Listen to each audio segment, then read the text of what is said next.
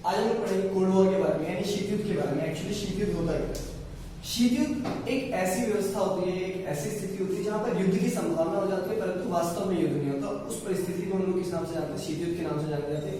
यानी इंग्लिश में हम लोग कहते हैं कोल्ड वॉर, एक ऐसा सिचुएशन क्रिएट हो जाना कि जहां पर अभी फाइट होने के चांसेस है बट एक्चुअल में फाइट नहीं होती। जैसा कि for example country A country B के बीच में अगर होता है, सपोज कोई कंट्री ए कोई कंट्री है बी, इन कंट्रीज के बीच में क्या होता है, ऐसी सिचुएशन पैदा हो जाती है कि जहां पर ये दोनों एक दूसरे को धमकी देते हैं सिर्फ कि हाँ I will kill you, I will destroy you करके कोई भी धमकी देते हैं, और ये धमकी से धमकियों में रह जाती है, बातों में रहती है, यहाँ पर कोई भी एक्चुअली फाइट नहीं होती।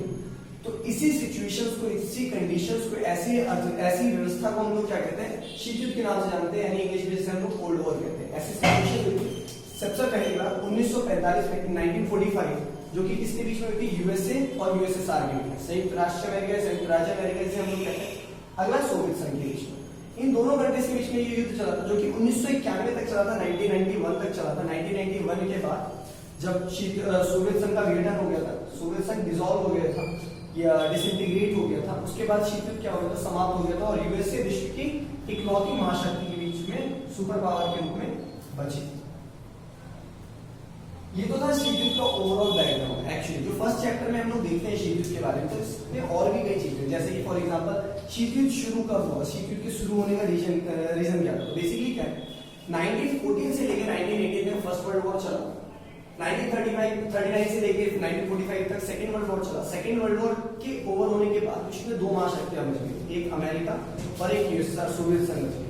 इन दोनों शक्तियों में कुछ इस प्रकार से तनातनी हो रखी थी कि मैं ज्यादा पावरफुल या मैं ज्यादा पावरफुल। इस पावर को अपने आप में कंप्लीट करने के लिए मेरे पास इकलौती पावरफुल शक्ति मैं बनूं। दोनों ने आपस में क्या करना स्टार्ट किया? दोनों ने आपस में युद्ध करना स्टार्ट किया, काइंड ऑफ मुंह से युद्ध किया। लोगों ने बोल बोल के युद्ध किया और कोई रीजन नहीं था।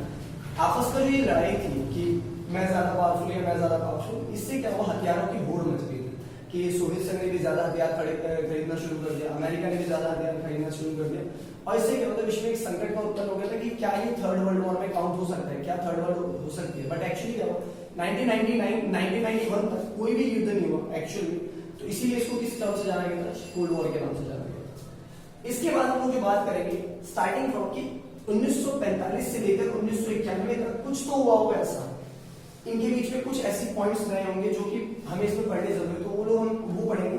उससे पहले हम एक छोटी सी चीज देखते हैं कि सेकेंड वर्ल्ड वॉर एंड क्यों हुआ था और सेकेंड वर्ल्ड वॉर को एंड किसने किया था। तो सेकेंड वर्ल्ड वॉर एंड हुआ था 1945 में, 1945 में, जहां पर अमेरिका ने दो परमाणु बम,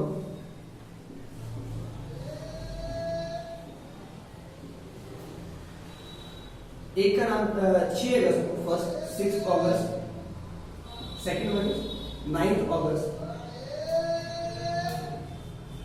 जापान के दो शहरों पर ये बम गिराए गए थे, परमाणु बम गिराए गए थे। एक का नाम था हिरोशिमा, दूसरे का नाम था नागासाकी। तो इन दो शहरों पर बम गिराए गए थे। अब इन दो बम को याद रखने के लिए, क्योंकि एग्जाम में इंपॉर्टेंट क्वेश्चन बनता है कि जापान के जिन दो शहरों पे बम गिराए गए थे उन शहरों का नाम क्या है, किस डेट में गिराए गए थे, या उन बम का नाम क्या है? तो उस बम का नाम है, पहले का नाम लिटिल बॉय, सेकंड वन का नाम फैट मैन।